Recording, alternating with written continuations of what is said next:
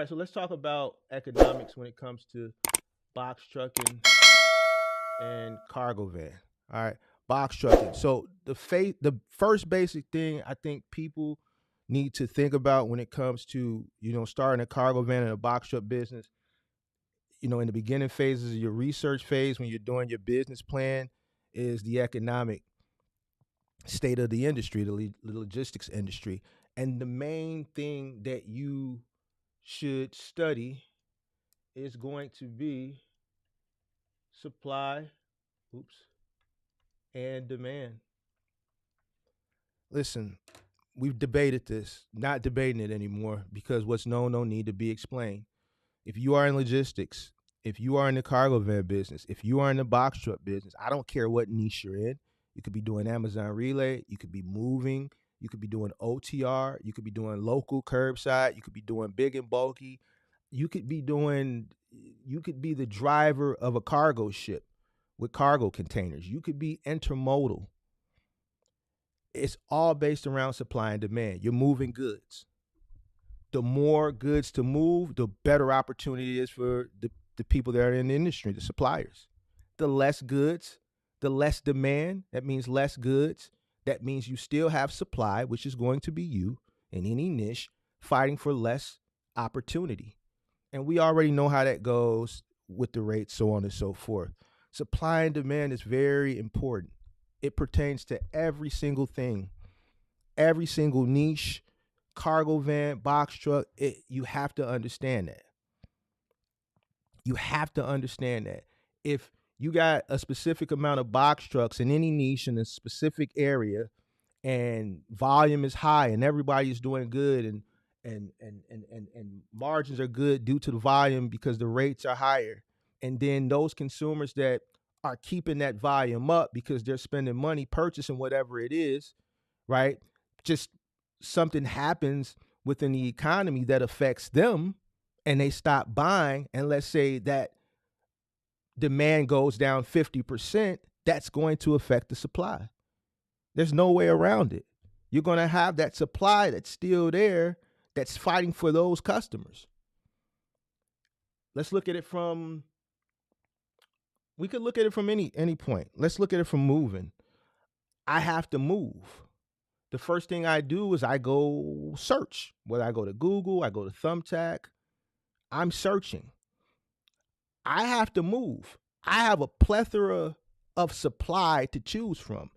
Out of that plethora of supply, all those suppliers are competing for my business.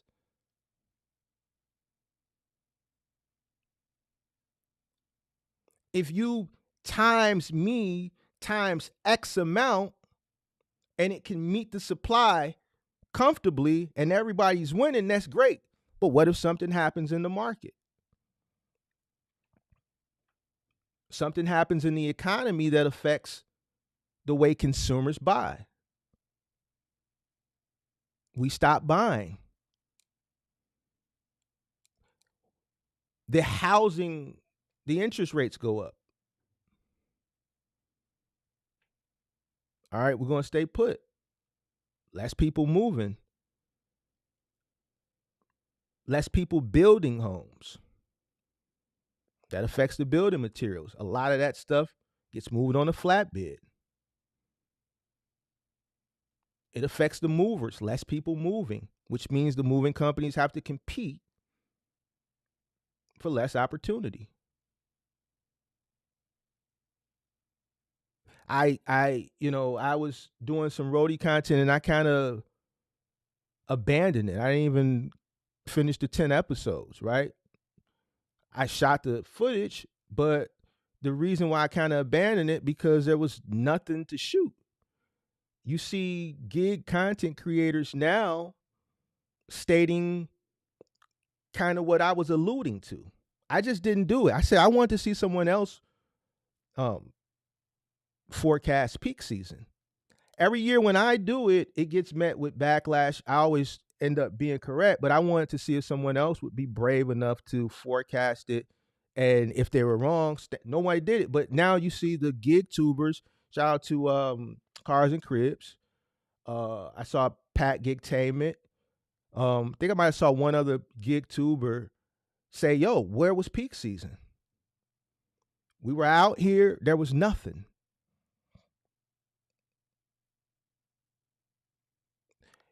Read the comments under those videos. Those subscribers to those channels agree.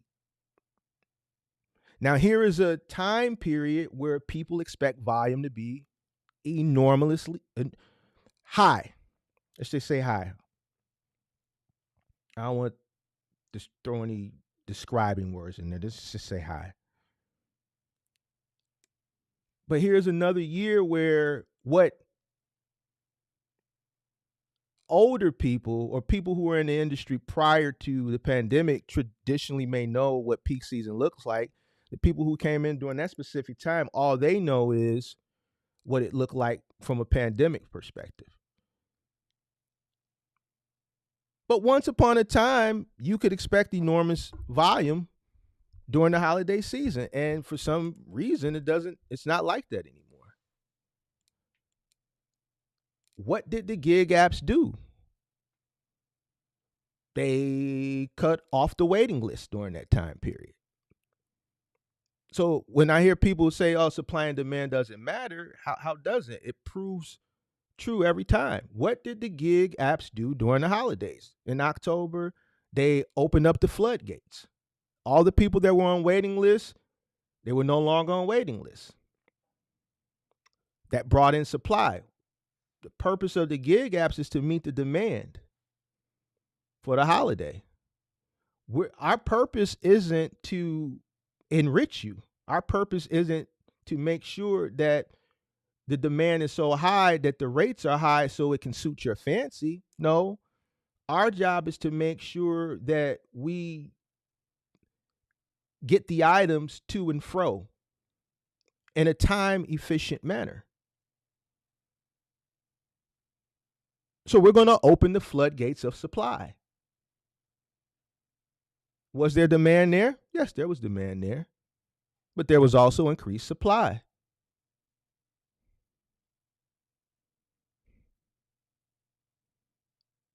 Supply and demand is very important. And I think, I've tried to explain it. I've debated it. Like I said, I'm not going to do it anymore because there's examples out there. I've given people examples and, people still disagree with it. But here's a great example. The reason why I'm giving you this example is because it's the most recent example I can give you of something that may affect you or may have affected you based on supply and demand.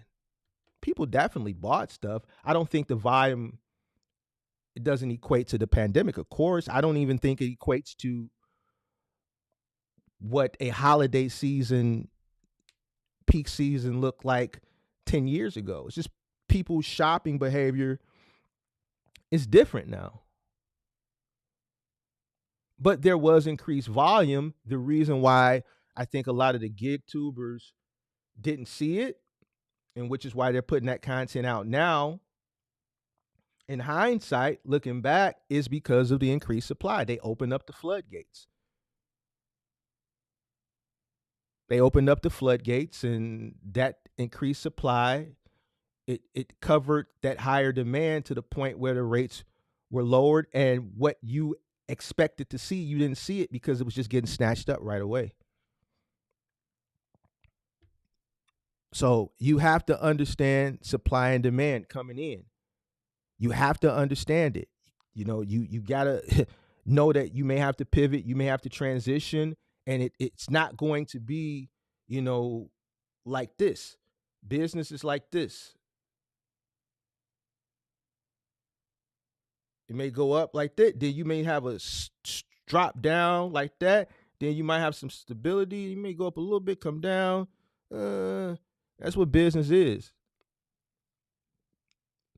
It's all based on supply and demand. If we get into a situation with a country, it may affect gas prices. If a war breaks out, that may affect things. If a pandemic happens, that may affect things. If inflation continues to rise and the cost of living to wage wages, that gap continues to widen, that's going to affect things. It's going to affect the way people spend money. If you have more people coming into an industry and less people buying goods, that's going to affect things. If there's less supply in the industry and increased volume, that's going to affect things positively. So, supply and demand. So, how do you conquer it? Focus on niche things where there's less competition. When I first started creating content, that was, um, if you go back and you watch that content, that was what I was focusing on. And I understand it. Even to today, I understand why people don't want to focus on niche, specialized opportunities, because when you speak on specialty, you speak on more work. And I'm faced with pushback when it comes to that. You want more money? Focus on specialty niches. Specialty comes with more work. There's less competition. Why? The reason why there's less competition is for the same reason you don't want to do it, or people don't want to transition into specialty niches. The reason why there's less competition is the same reason why you don't want to transition into it. But you want more money, you want less competition, you have to focus on specialty.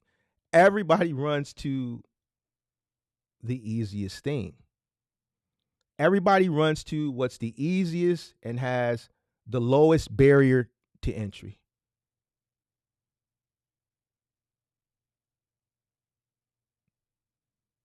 I'm going to repeat that. Everybody runs to the easiest things that have the lowest barrier to entry. So if you are an individual who starts that way, or you're running to those things and you're having a hard time due to increased competition and lower rates, I'm telling you why.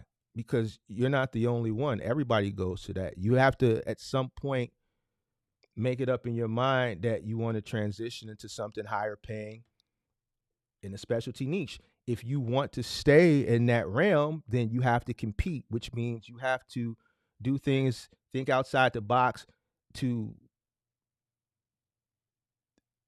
separate you from that cesspool of like-minded competition. What are you going to do different?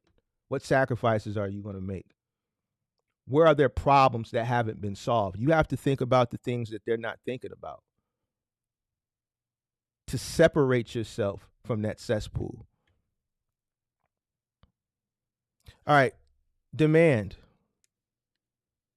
I think I kind of went through it, but let's just do a brief uh, just description real quick. And I'm going to try to move through this quicker than that one the other day. I want to try to keep it an hour. This is the need for services. This is the need for services. Right? We're in a service-based industry. We aren't in a goods-based industry, so demand won't be goods for us. It's a need for services, driven by factors like e-commerce or e-commerce growth, seasonal surges like peak season, things of that nature. Consumer buying behavior, when consumers spend more money. This is demand. We saw demand in 2020, second half of 2020, all through 2021 and the first quarter of 2022. I'm not going to go into why we saw that demand. What's known don't need to be explained. That was demand. That was unprecedented demand for reasons that we know. What's known don't need to be explained. You expect demand during peak season, holiday season. Why? It's the holidays. People buy gifts. There's other specialty demand we see based on seasonality. What's coming up? What's coming up in the next month or two? What really starts to move in March? Patio furniture, outside things, sod, mulch, cement, patio furniture, gazebos. What Home Depot, Lowe's. Why? People are getting their gardens together. People are getting their patios together. You're about to see seasonal demand at Home Depot and Lowe's in the next 2 months. Demand is going to go up in that. They're probably starting to hire right now to meet that demand for curbside contractors. Now is the time to start inquiring for those opportunities. This is why economics is important. Understanding the economics, even from a demand perspective, is going to put you ahead of everyone else who doesn't. Me telling you peak season for Home Depot and Lowe's starts in 2 months, now is the time to start inquiring. If you're looking for something local that pays a good amount and you want to get in for whatever reason, you want to come off the road or whatever, now is the time. You don't want to wait till March. You don't want to wait till April. The ball is already rolling at that point. Understanding economics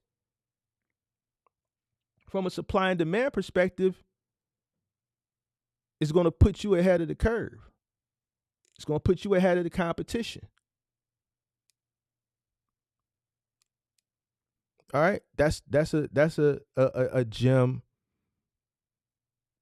for demand. Supply. All right, we kind of talked about supply, but for the purpose of people watching the replay,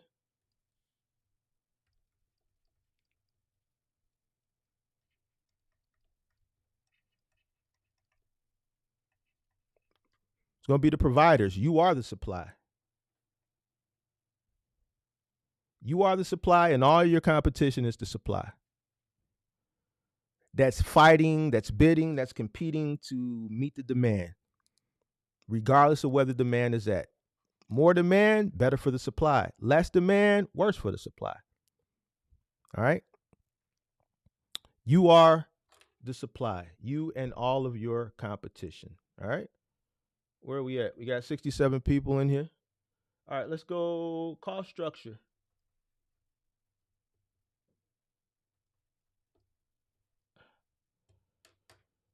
All right, and we're gonna rush through cost structure because we cover this a lot, but this pertains to this as well. Fixed cost, obviously the costs that don't change from month to month. All right, variable cost.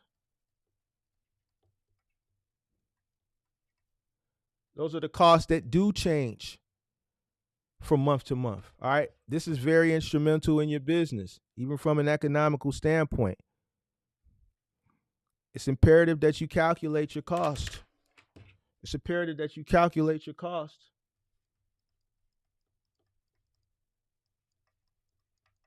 So you understand what it costs you to run your business. It's imperative that you also know what your competition is charging because you are competing. All right, we're not going to spend too much time on that because we cover that a lot. All right, next.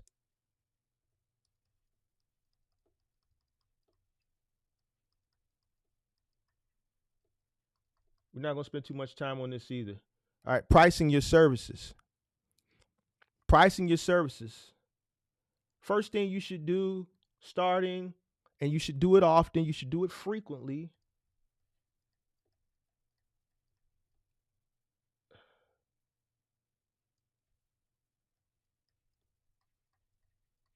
Research comps. Research your competitors. See what the competitive pricing is.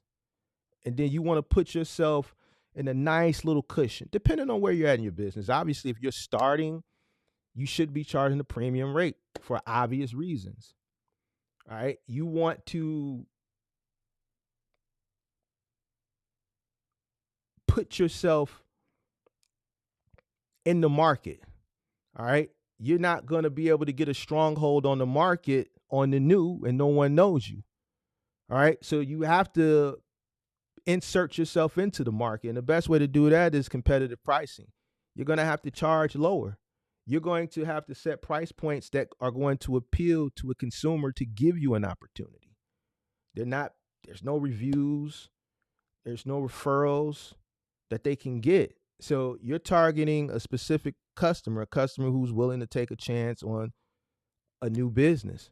So you have to price yourself accordingly. A good way to do that is by research competitor prices, so you know where to put yourself. A lot of people make that mistake. I've talked to a lot of people that have called in, and I've had to encourage them to lower their cost. And then when they've called back, they saw the floodgates open of more calls, and they won more opportunities. Like if you're charging the same thing that a premium company is charging, of course a person is going to go with the premium company because they know the name, they can research, they can read reviews, they probably know friends and family that have used this company that they can get, you know, you know, personal reviews from, versus a company they never heard of that's charging the premium rate. They're not going to want to take that risk. It's still a risk for the customer as well, and you have to look at it like that. People want seamless, efficient jobs. They don't want issues, right? So it's a risk, So they're going to go with the person that deems themselves less riskier, or less risky, or less risk. All right. So pricing. First thing you want to do is research your comps. Next thing that you want to do is you're going to add your margin. All right. And you're adding your margin, your profit margin. That's going to be your profit margin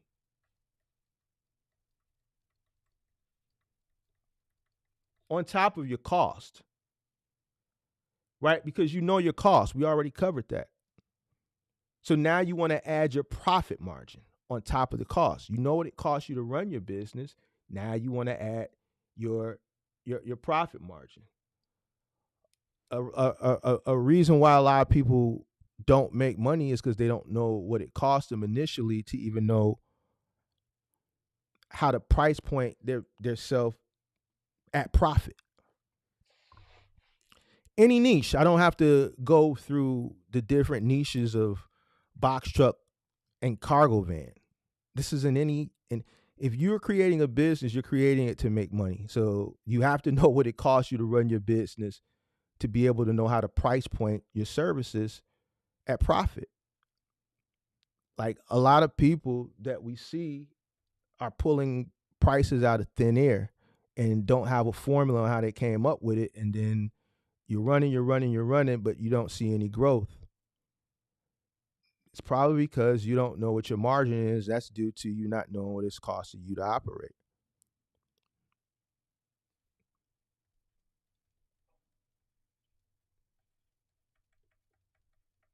All right. Tiered pricing.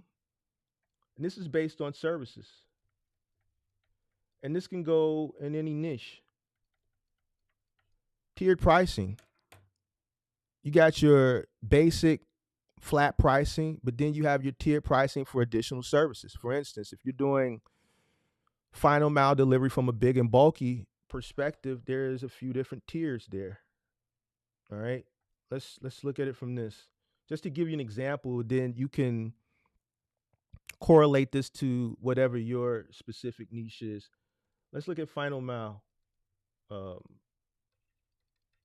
tiered. All right, there's a few different tiers when it comes to this delivery if you want to price it out. Right? The first is going to be the the least amount of work, which is going to be curbside. All right? That's obviously dropping it off at the curb, dropping it in the garage, dropping it at the front step. You're not ascending any stairs. It's literally curbside. If you want to literally drop it at the curb, you can. Next, you're going to have threshold. Threshold is unloading it and taking it right past the threshold. So if they want it in the front door, as soon as you cross the threshold in the front door, you drop it there. If they want it in the back door, as soon as you cross the threshold, you drop it right there, wherever the back door leads to it, the kitchen, a back porch, whatever. Threshold. Next is going to be threshold room of choice. Threshold room of choice is you're taking it in the home, you're passing the threshold, and you're putting the items in whatever room that the customer requests. So threshold going into the home, and then whatever room of choice. And then the granddaddy of them all is white glove. The most extensive, the most costly, the most time consuming of them all. All right. So these are the tiers for final mile. And if you're starting a business, you have to price these tiers accordingly. This is where people have an issue at. Each tier going downward should be more expensive because there's more work associated with it. Curbside, the least amount of work. You're taking it off. You're dropping it. Threshold, you're actually lifting it upstairs past the threshold. Threshold room of choice, you're lifting it upstairs through the threshold, squeezing it through the threshold, maneuvering it through the home. You might go through the threshold of the front door. It might be a bi-level home. It might be a dresser. It might be an armoire. So now you have to ascend stairs in the home. More risk associated with that. More liability associated with that. That's why you have to charge more money. Because there's more service that's being provided. The higher the risk, the higher the reward. The more you go into a person's home, and we're just using this for an example, you can correlate this in never your specific niche. The more you go into a person's home, the more opportunity for damage. The longer you are in a person's home, the more opportunity for damage. This is why you have to be compensated for it. The higher the risk, the higher the reward.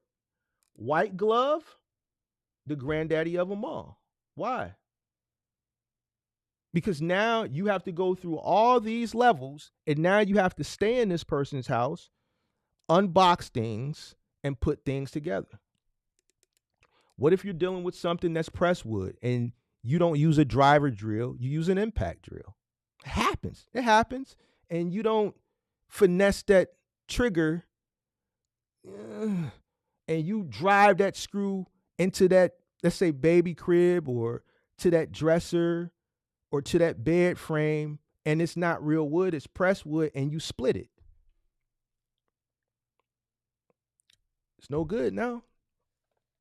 You break it, you bought it. And here's the thing, you're there doing a good deed, you're doing your job, but because it's pressed wood and you use an impact drill instead of a driver drill and it was more power and you didn't finesse that drill, you cracked it. You got one of those customers that's standing over your shoulder throughout the whole process. So you can't finesse it. You can't get no wood glue, a little furniture marker, a peg. You can't finesse it. If you're a real mover, a real final mile guy, you got stuff on the truck that you can fix an issue like that. But if the customer is looking over you, ain't nothing you can do. You know what? Take it back. Putting things together, there's liability behind that because you could make a mistake. After you unbox everything and assemble everything, you got to remove the trash. Taking the trash out poses a threat of damage and liability. You could have, listen, we can get really detailed with this. I'm experienced. I've been in this a long time. It could be something as simple as you're pulling the cardboard out and you're not careful with the cardboard and they have flat paint on their walls. Flat paint, you rub up against flat paint, it leaves a mark. You can't wipe flat paint. That's going to leave a mark. So now that piece of cardboard right on the edge brushes up against the customer's wall and they have flat paint, now it leaves a mark. I'm filing a claim. It was a mistake. You could have had the cardboard tucked under your arm and it's just a long piece of cardboard and you're making a turn and the back part of that cardboard happens to brush up the wall, but the customer has flat paint.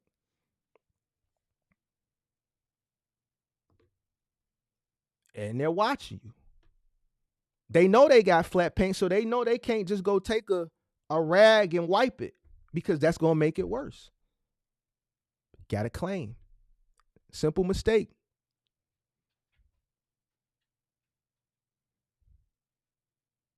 That's why white glove pays what it does. It's more to the fact of you just carrying it in and assembling it. It's all the liability. The longer you are at a person's home, the more opportunity for liability.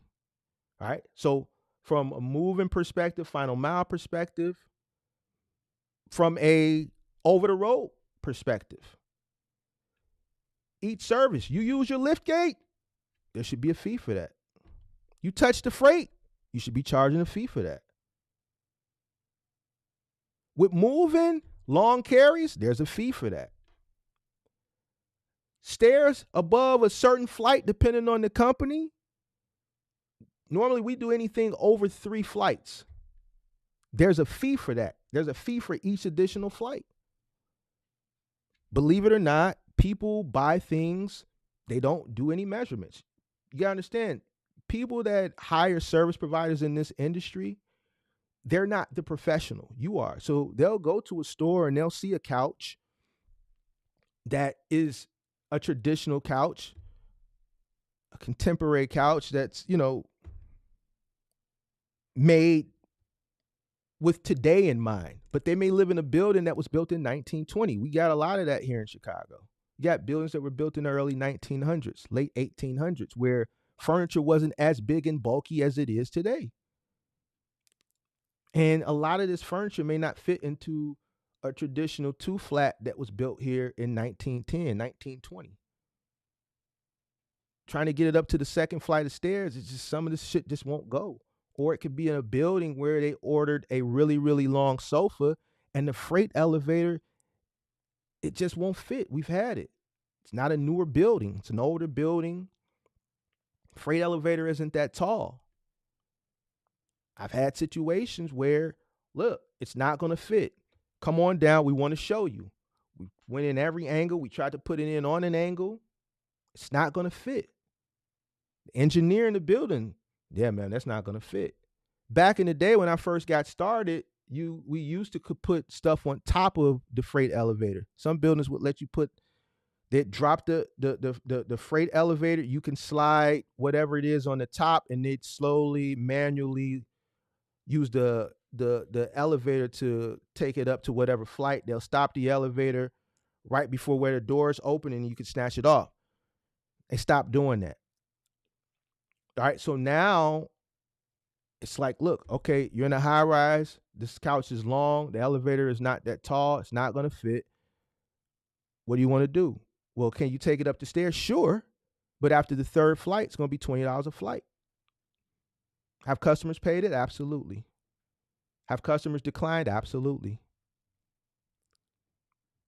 That's a service. You have to charge for that. Like I said, middle mile, you should be charging if you use your lift gate. You should be charging if you're touching freight. All these are services, tiered services. You have to have a price structure for it. All right. How many people we got in here? We got 74 people in the building. Make sure you guys hit the like button, subscribe to the channel, turn on all post notifications. Get my stylus together. All right, now we want to talk about our marginal analysis. Marginal analysis goes back to what we talked about a little earlier. Supply, demand, understanding what it costs us, then knowing how to add our profit margin on top. I'm going to make this really simple. For you guys.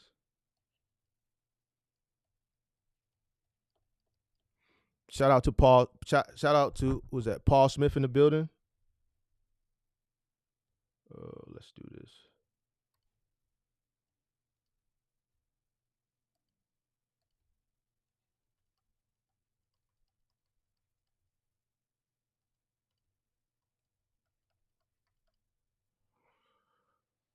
Revenue. All right. This sign right here, greater than. All right. That sign right there is a greater than sign. All right.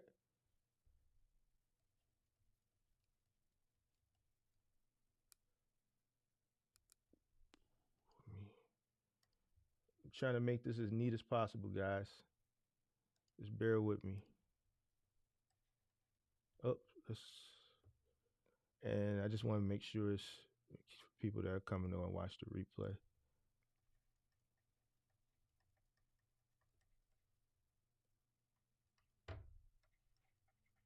All right. That is a less than sign.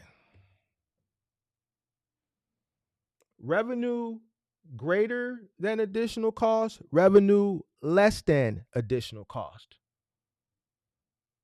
If revenue is greater than additional cost, take the job.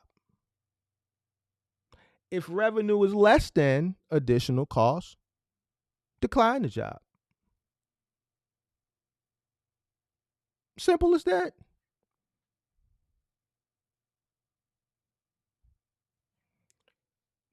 Revenue greater than additional cost, take the job. Revenue less than additional cost, don't take the job. The trick for the people, because I understand, we had some recent content in December, and some people said, "Oh, you got to dumb stuff down and stop using big words." Listen, you got to know this stuff if you want to be in business. You got to know math. You got to know words like, uh, what were the things we were arguing last month? Cash flow and allotment, things like that. But these signs. All right, I'm gonna give you a trick. The difference between the greater than and less than sign, remember less starts with an L. So the opening is this way, and if you turn it upside, it looks like an L. This is how you know it's less than.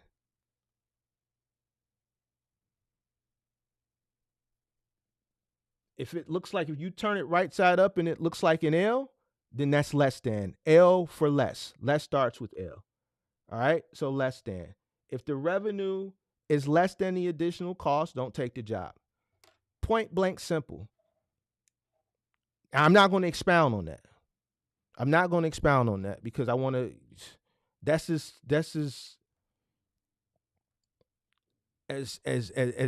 basic as I'm going to go.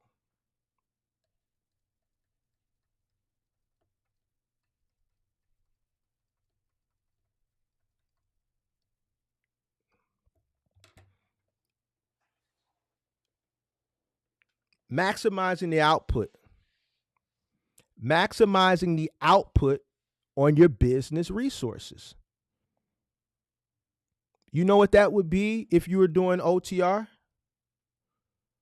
What would be a great example of maximizing the output of your business resources if you were doing OTR?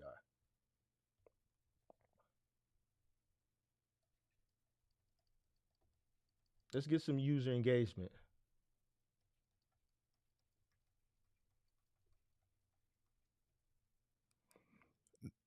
Maximizing your business's resources. Maximizing the output of your business's resources. Buffalo JT got it. Manny got it first, partials. We got smart people in here. We got smart people in here. Partials. Let me do this right for the people gonna watch the replay.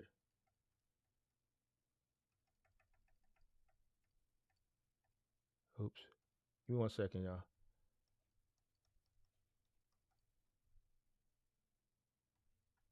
Let me just make it short. All right, so for OTR, a good example would be partials.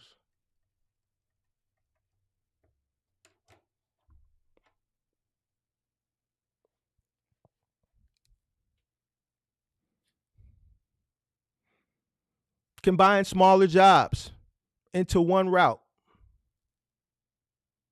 Reduce deadhead. Economic efficiency.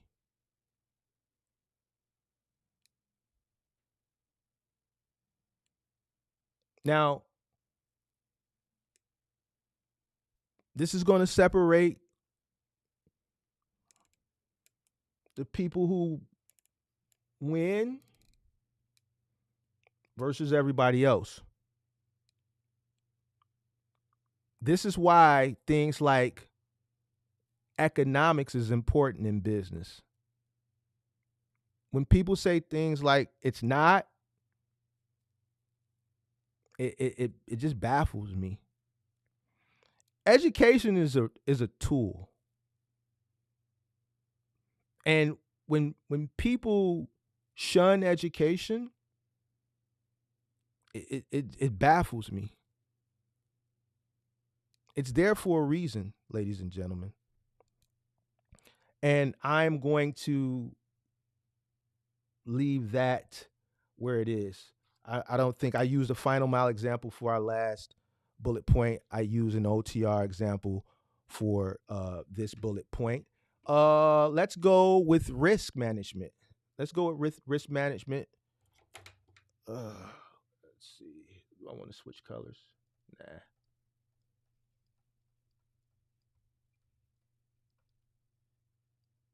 Bloop. Let's go with risk management. First, you got economic risk. Let's go blue.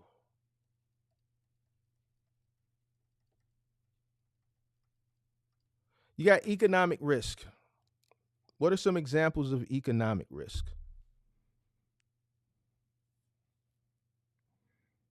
What are some examples of economic risk?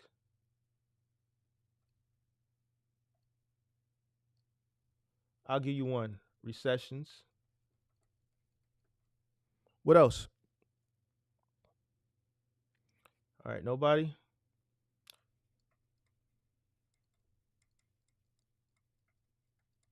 Market downturns for whatever reason. All right?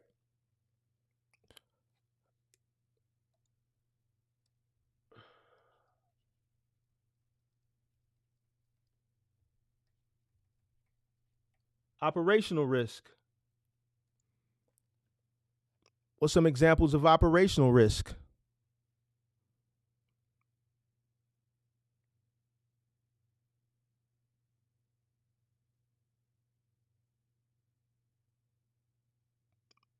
Operational risk.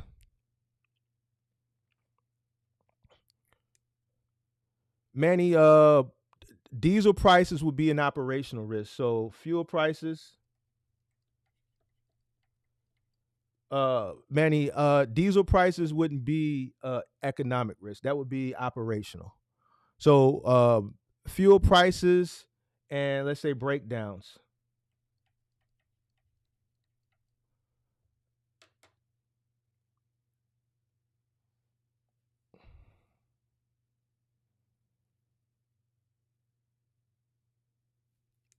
Fuel prices and breakdowns. All right. Now let's cover loss of contract, operational risk, insurance, operational risk, equipment failure. We classify that as breakdowns. Um, Now mitigation.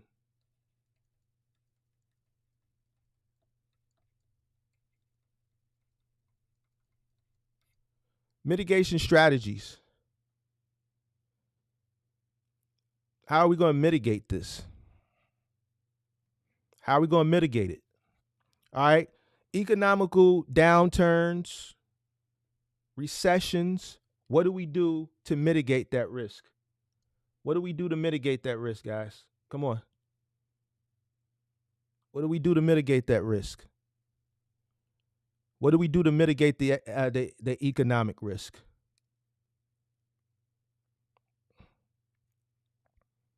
What do we do? I'm gonna see. Does anybody got it?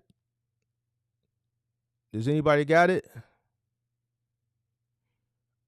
I'm gonna give you a clue. Starts with a D. Diversify your customer base.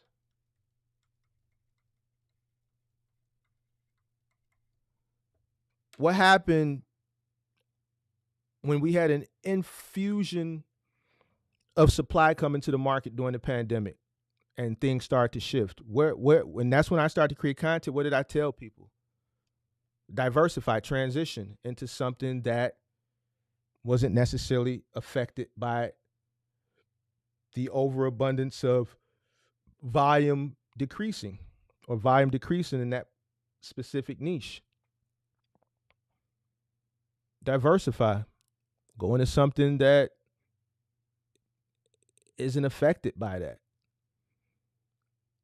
All right, listen, you are making a ton of money moving goods. All right, maybe you should transition your service to goods business to service to service. More work, increased pay, specialty. If you're moving goods and people are spending less money on goods, but you see people are spending more money on service, maybe transition over to service. You're providing a service. Your service is no longer moving goods. You're moving, let's say, household goods, but you're providing a service because that's something that they could technically do themselves. You don't need, like, a customer can go rent a U-Haul and do the service of moving themselves if they wanted to do it, to be honest with you. But they don't. So you're going to provide that service for them. This isn't something that that was affected by money given out during that time period. So diversify. How do we mitigate operational risk? How do we mitigate operational risk? How do we mitigate operational risk? Let's see if somebody gets it.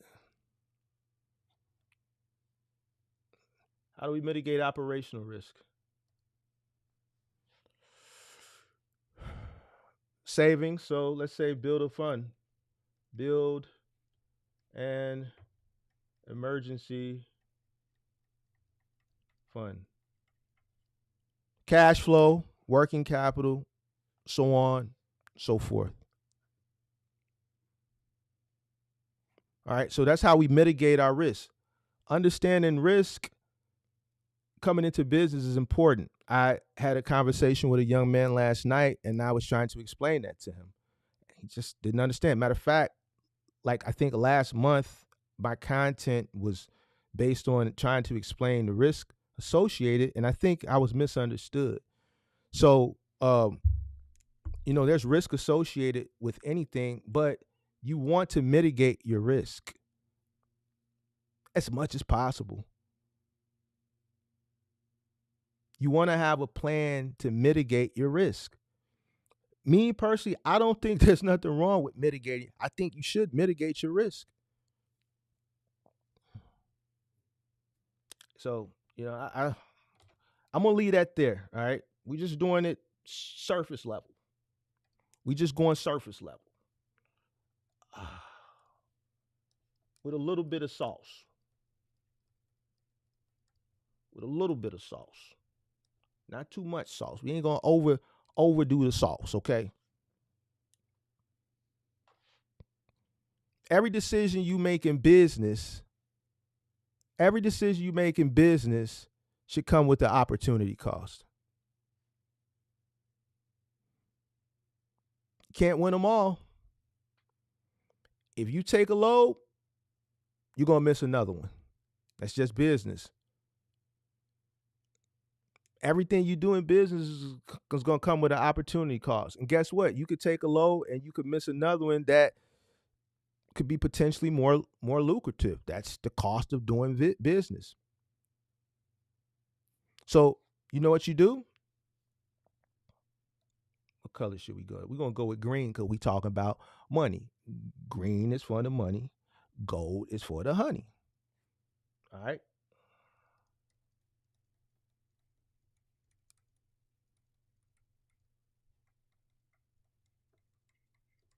Evaluate potential earnings.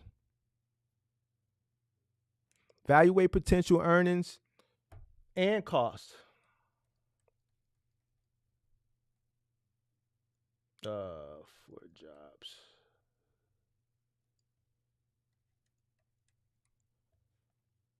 Every single job, each opportunity.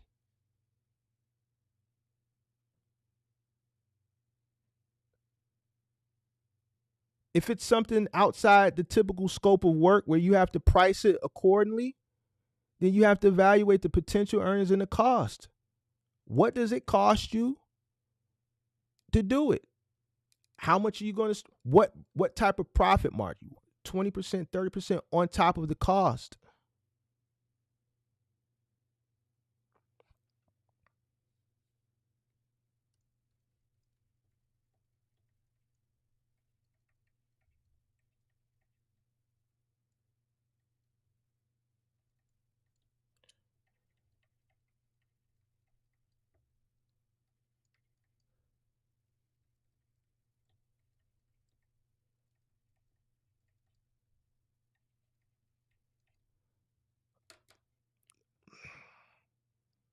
Focus on high value customers who offer consistent work. And you know what?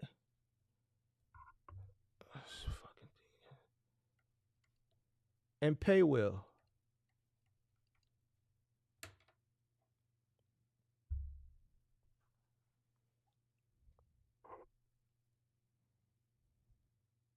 Consistency. I'd rather make $100 a day consistently than have intermittent days where I make nothing.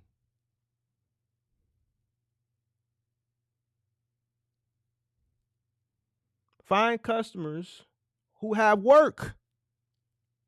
This is your job. This is part of your job. Especially initially, when you're in the beginning phases, you need to rely on people that are strong, that have the workflow to help build you up.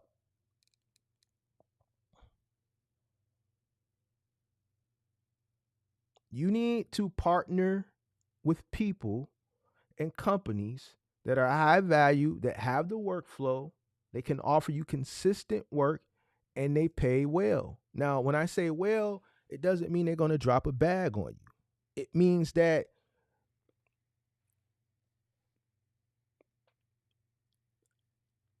it's enough for you to keep things going, to be able to sustain with a little cherry on top. Greedy pigs get led to the slaughter. There will become a time in your business tenure where your service will put you in a place where you can compete with other premium carriers, and your prices will reflect that. But you have to build a place in the market.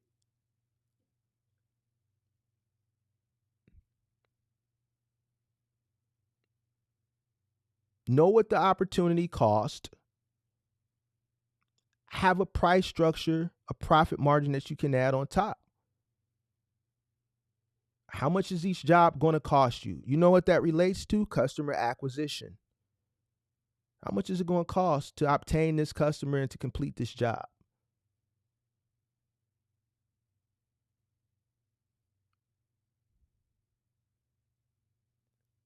All these little things matter, bro. All this stuff matters in business. You can't say it doesn't.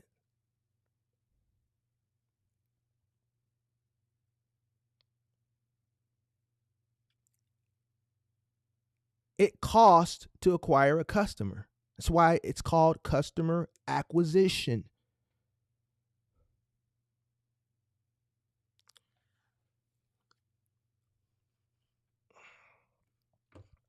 All right. I mean, we got in here 72. Where are we at with it? Are we at? We have an hour. All right.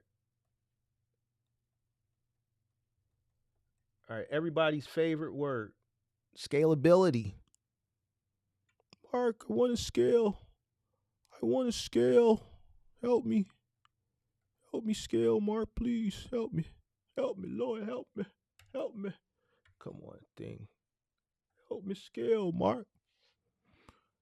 What do we do? You already know how Mark going to tell you as far as scaling. And a lot of people don't like it. Start small. I ain't going to say nothing different because it's 2025. Scaling means growing. It don't mean start my business and first day scale. Start small.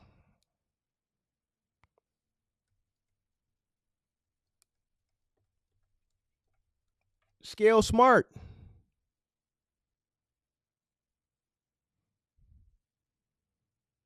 Invest in another vehicle when the business permits.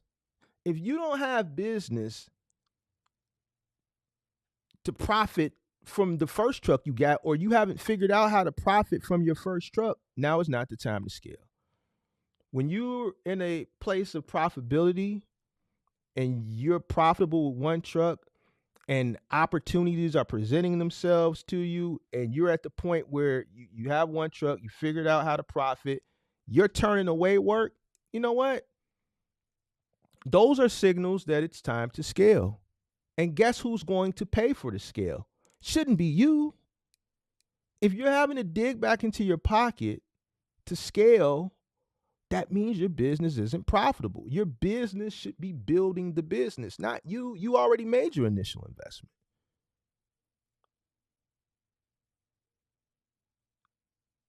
The purpose of starting a business, here's what I understand. Everybody wants to start a business to break away from the 9 to 5, the rat race, to build generational wealth. That means the business has to do it. The business is what's going to provide this generational wealth.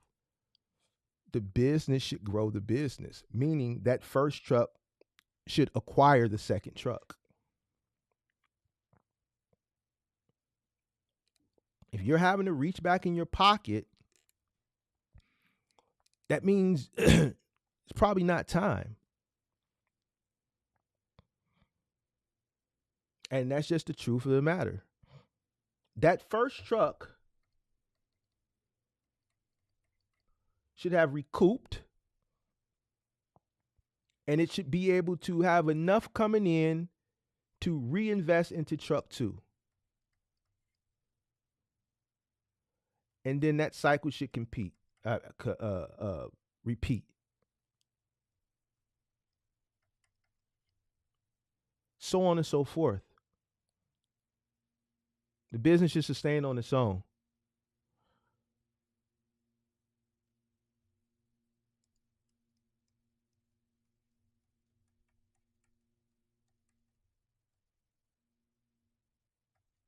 Leverage contracts. The work should be there.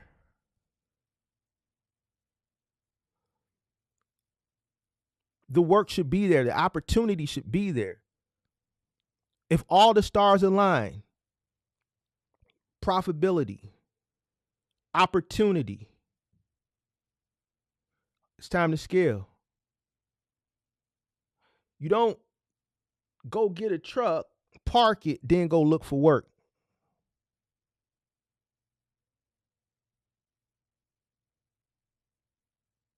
That doesn't make sense.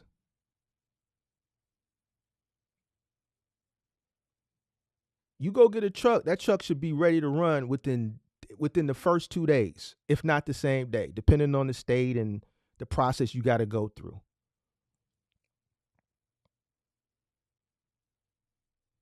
It should be ready. Opportunity should be there.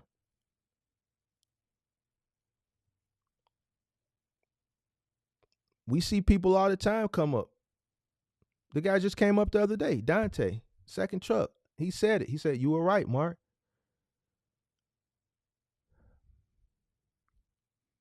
Got to figure out truck 1 in order to be able to figure out everything else. If you ain't got your place in order, how can you take care of another place? If your home ain't in order, how can you take care of another home?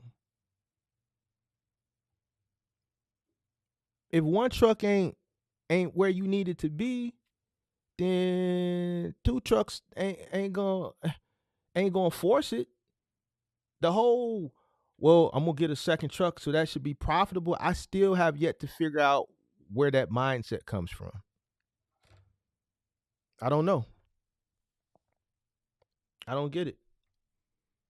Start small, be patient, work your way up. This industry ain't going nowhere. It's not going anywhere.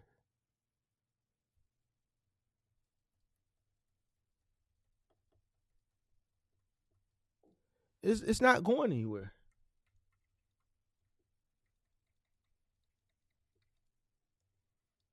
Economic trends and market forces. All right.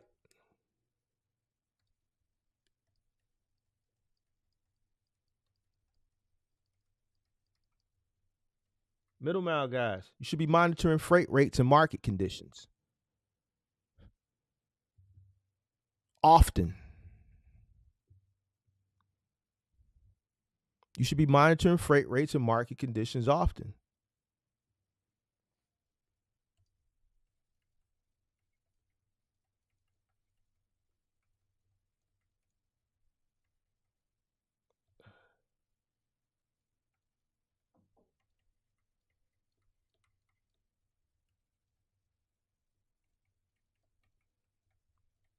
Adjust your strategy based on market trends, inflation, drivers.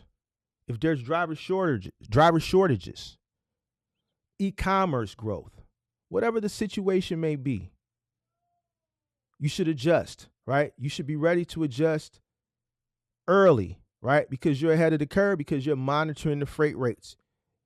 You're paying attention. You know what's coming. If you were in business during the pandemic, smart individual who understands economics would have known and should have known, and the ones who did know, yo, this ain't gonna last forever. All right, the gravy train is gonna come to an end. So let me start socking some of this money away, because when it comes down, it's gonna come down hard. There are a bunch of new people into this market, which are my competitors. So guess what? Because of that, the rates are gonna come down. Let me prepare for that.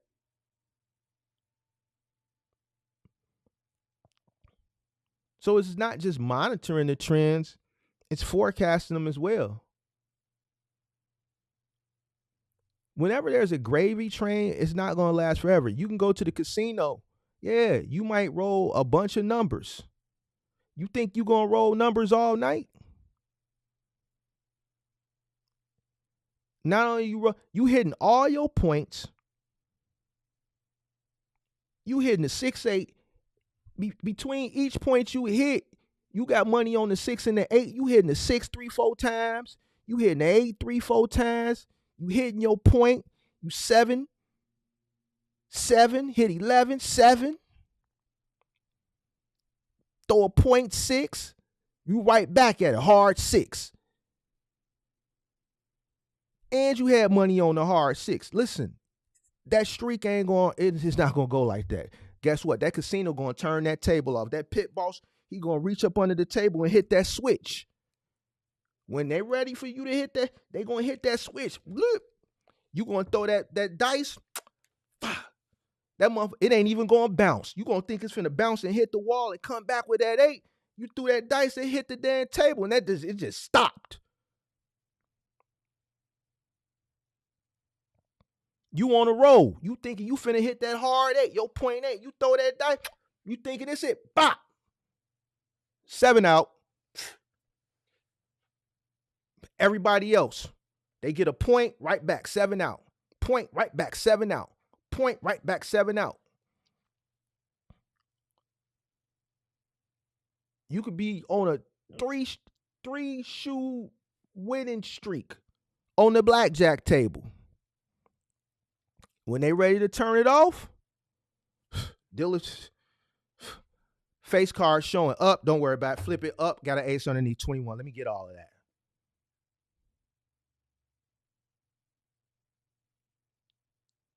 Your streak ain't gonna last forever. Same thing in business. You're gonna have upturns, you're gonna have downturns. Those upturns ain't gonna last forever. Things are gonna happen. What you think is going on in California? You don't think that's affecting people's businesses out there? It's a great example. It's an unfortunate situation, but let's look at it from a business perspective. That's an unforeseen situation.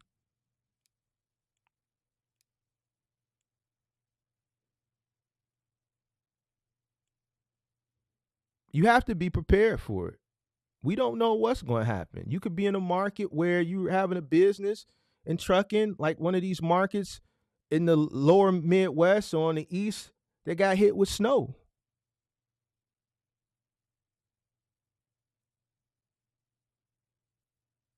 Things happen. There's a lot of unforeseen situations that we have to prepare ourselves for outside of just economic trends. You have to have a strategy in place for those things as well. DDD Trucker says, yep, he's off for the next 2 days. Mentally, in his mind last week, he was going to do whatever he was going to do this week. But guess what? God had another plan.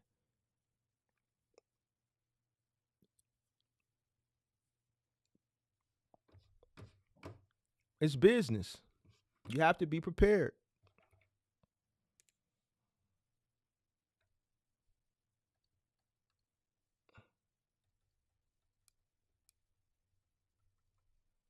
Same way you prepared in your everyday life, you got to be prepared the same way in business. All right? So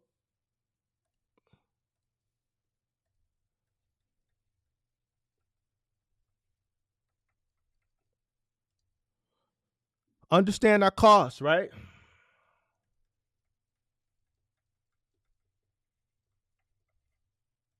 Adapt to demand.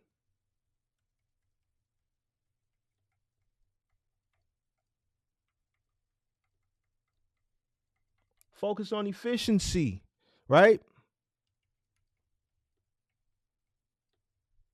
Plan for growth. Don't just think you're gonna grow because this business and I'm gonna scale without having a plan or understanding when it's time to scale. All right. Monitor risk.